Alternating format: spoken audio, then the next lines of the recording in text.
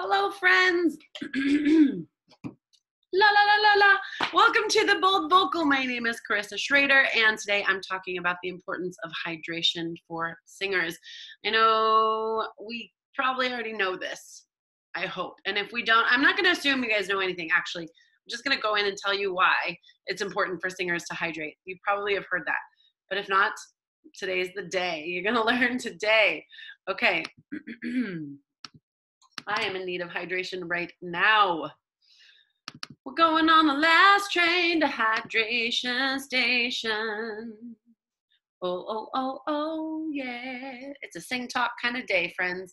Okay, water is life's matter and matrix, mother and medium. There is no life without water. And I won't spend a lot of time on the quote. I love the words he chose, matter and matrix, mother and medium.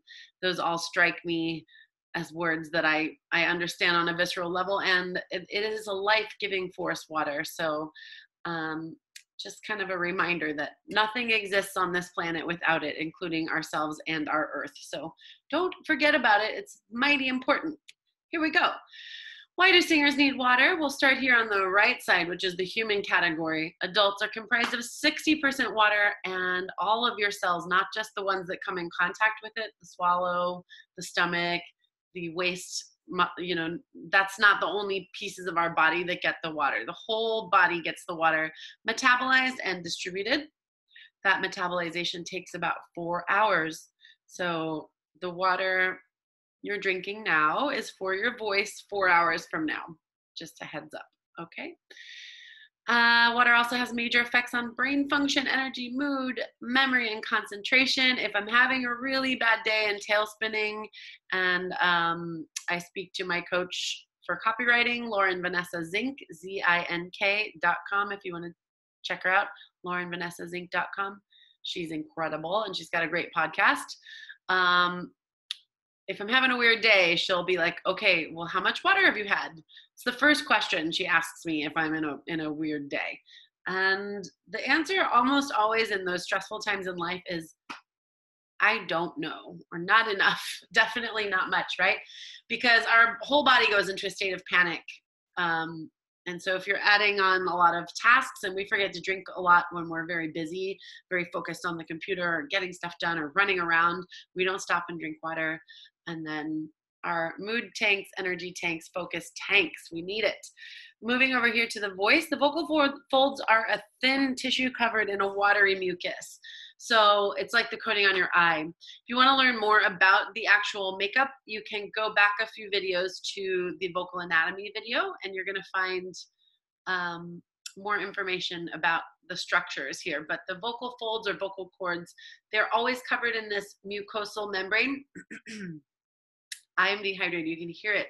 We're going to talk about this. When the mucus gets thick, it interferes with proper vocal fold vibration. So that little like in my throat, that stuff on my cords, that's the mucosal lining being too thick. So I know I'm dehydrated. Actually, just before shooting this, went to the water store to fill up our big gallons. Yes, we get water at a place called the Water Store because in Southern California, our tap water is gross. So I haven't been drinking enough water because I try to avoid the plastic bottles, and then I end up not drinking enough because my water tanks at home are empty. So I just took care of that. We're going to figure it out. It'll be okay. But you can hear that maybe in my voice, I feel a little bit dry, and I've got a little disturbance in that vocal tone, and that's because it's like letting the oil in your car get really low and gunky. Like the engine's not going to run smooth, and eventually it will cause damage if you don't fix that, okay? So this last one here refers to the lubrication of your articulators, which are your lips, cheeks, tongue, and like the top part of your throat that's before the vocal cords.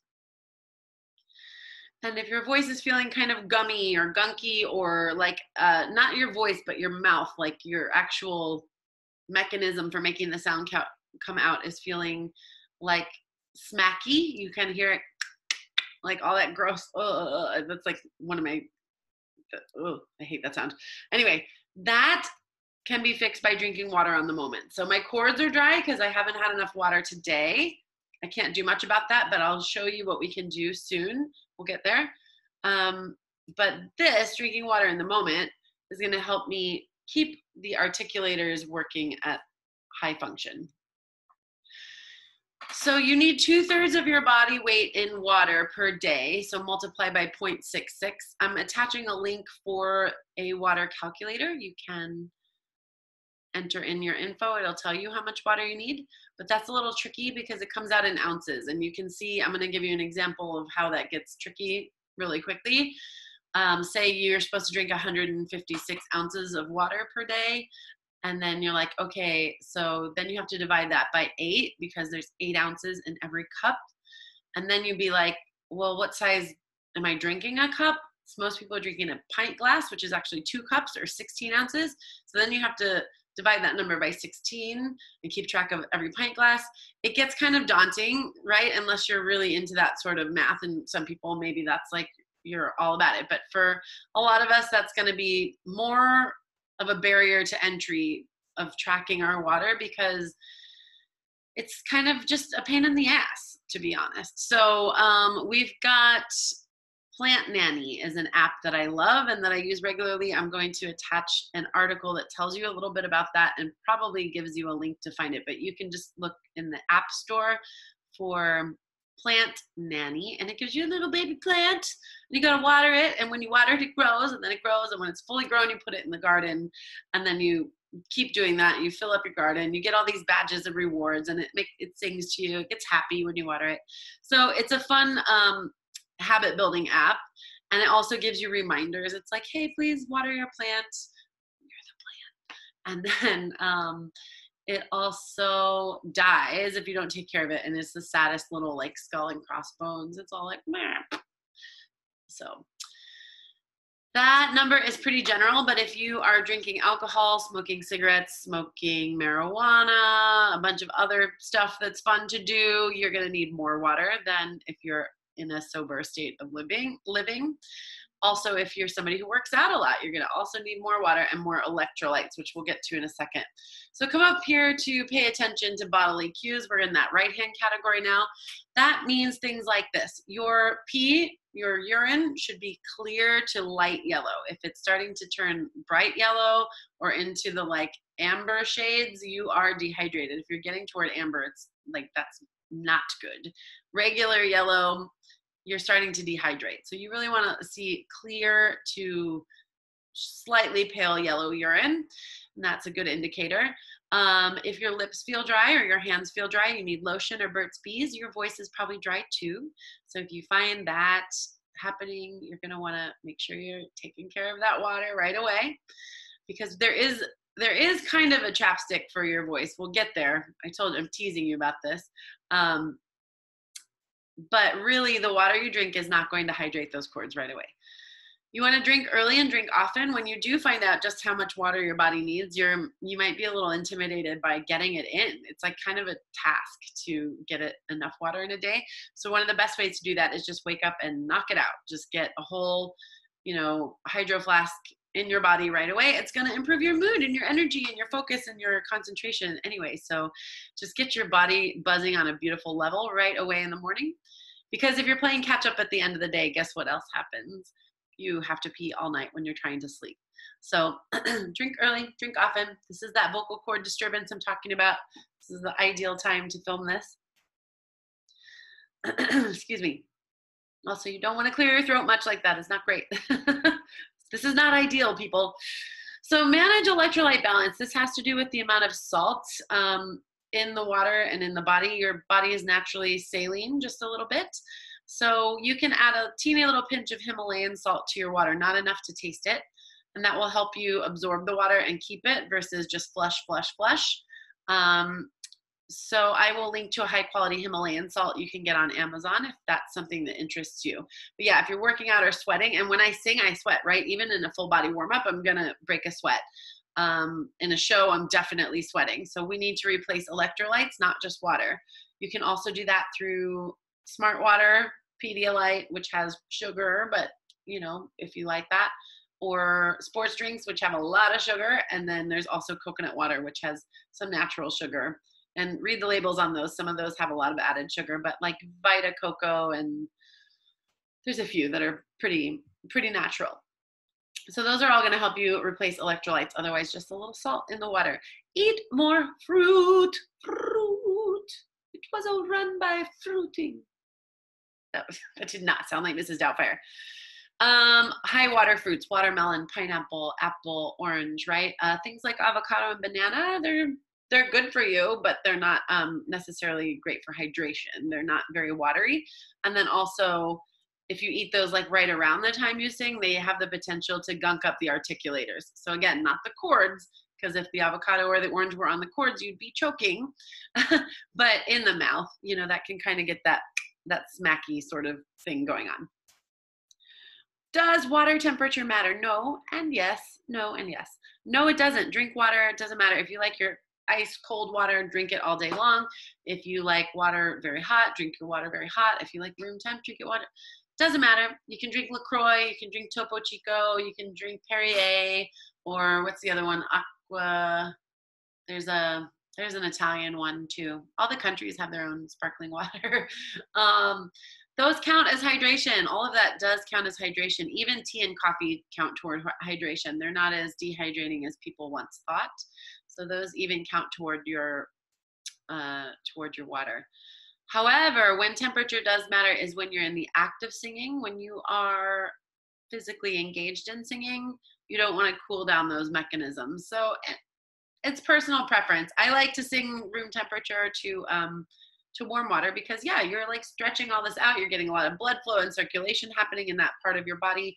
And then you're just like dunking it in ice water. It'd be like warming up for a track meet and then jumping in a really cold ocean and then going to run the track race, right?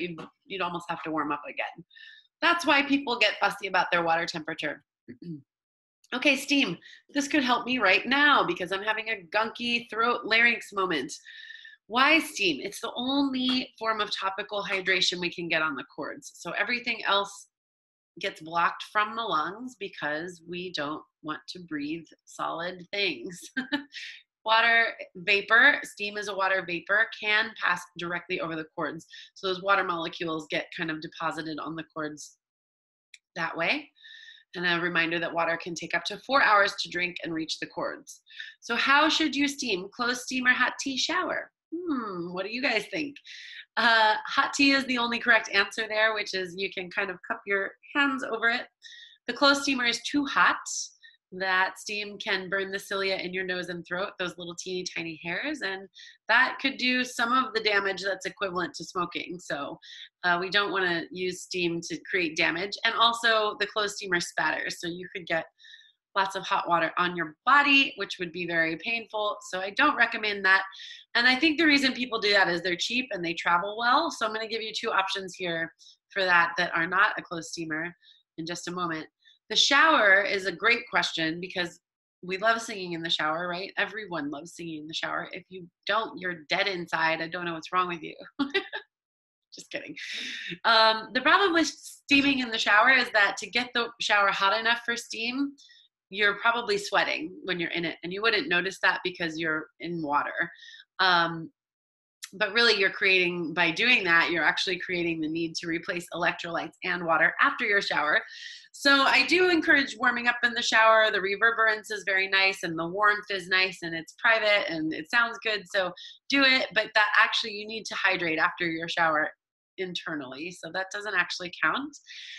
And then the ways that I would steam, I'm going to send you links here. I'm not affiliated with this. This is just stuff that I think would work great. Vicks makes a facial steamer that's about $30 and it has like a little place for you to rest your whole face in it. It cools the vapor, so it's still making steam, but it's not coming at you boiling like a closed steamer, right? And it also comes with mentholated pads you can insert to breathe, and I do not recommend that. Menthol in general is drying to these surfaces that we're talking about instead of hydrating.